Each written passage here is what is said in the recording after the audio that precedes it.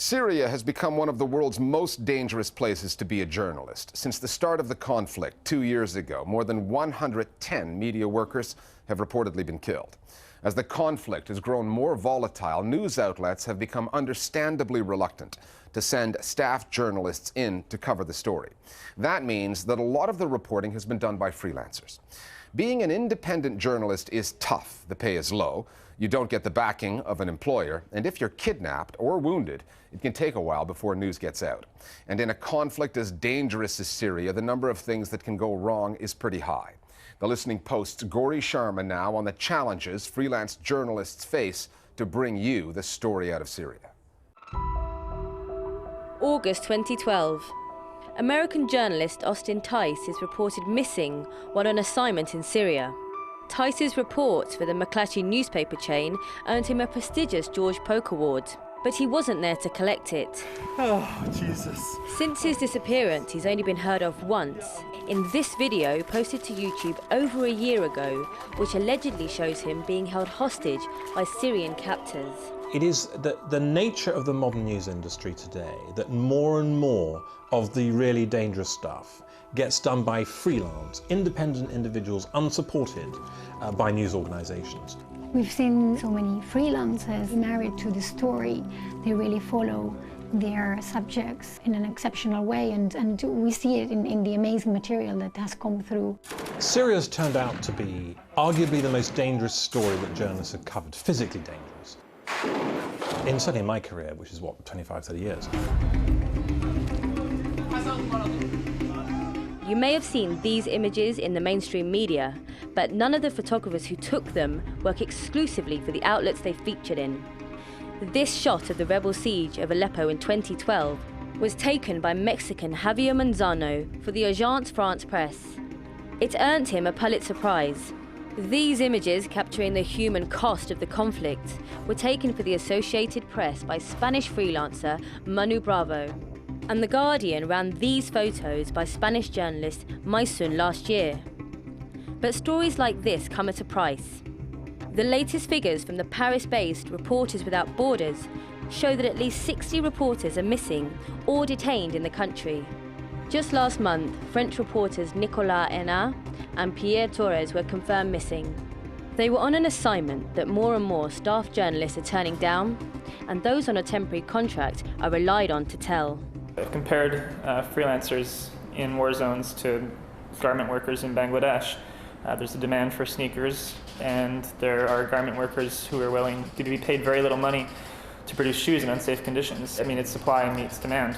The freelancer is getting paid, the editor's getting their story, and the public's getting their news. It's just not happening in a safe way. In Syria, I mean, if you cover the regime side or if you cover the rebel side, in the end it's the same. You're simply a foreigner. You have nobody to rely upon if something happens.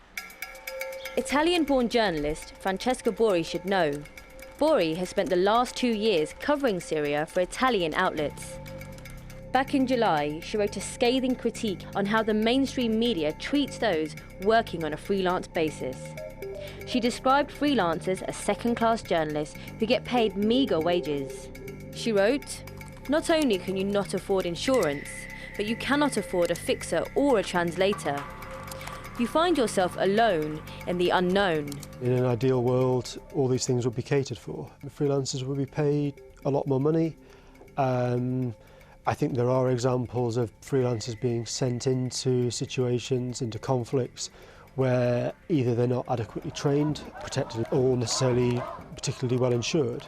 It's not an ideal world because finances are so stretched, which people going to conflict zones, and Syria in particular, should be fully aware of. It's complicated because if a freelance isn't being controlled or employed or engaged on commission, surely the industry shouldn't have a responsibility if they don't have the control. However, you then get the other side of that coin, whereby some in the news industry who are very conscious of these ethical questions. However, there are others who are less scrupulous and will suggest that a freelance go there, and if the material is any good, we will take it. Which is obviously reduces their bill, because you're not paying for any of the costs of the operation. You're only paying if the material is good, so that you've got no risk.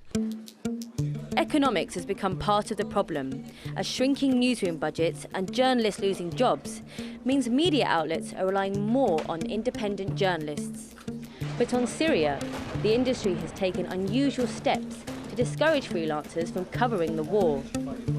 Earlier this year, a handful of British papers, including The Times, The Independent, The Guardian and The Observer, said they would no longer accept submissions from stringers.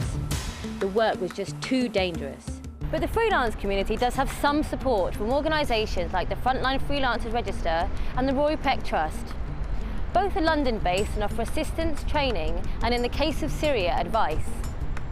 Back in August, the Rory Peck Trust issued a statement asking reporters to seriously consider turning down assignments in the country. Syria is probably the most important story on earth right now, but as important as it is, I just can't see freelancers operating there safely when journalists are a commodity and kidnappings are as common as they're becoming.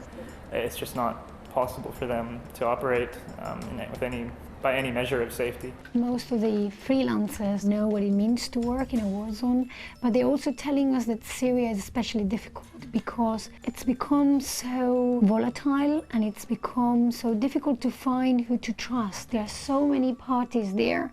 It's become so fragmented that it's really difficult to find a safe haven in between, inside that conflict. Apparently we're meant to be under attack. And there are people in the industry who say freelancers could also be doing more to protect themselves. What I think has happened as a result of the Arab Spring has been a great number of young journalists going to the Middle East to sort of cut their teeth. The problem we found is that a lot of these guys are fairly inexperienced, haven't been to conflict zones necessarily before, and lack the skills, both journalistically and, frankly, survival skills, to look after themselves. I've heard fair criticisms that some, especially younger freelancers, do go into conflict zones and dangerous situations for the wrong reasons. I don't think that many people are jumping into something that's as violent as Syria without really thinking about it. It's not a comfortable lifestyle. You're often living with bucket showers and a lack of electricity and surviving off tuna fish and bread for a week at a time. Those conditions are not conducive to keeping people around who really don't want to be there and be doing that work for the right reasons.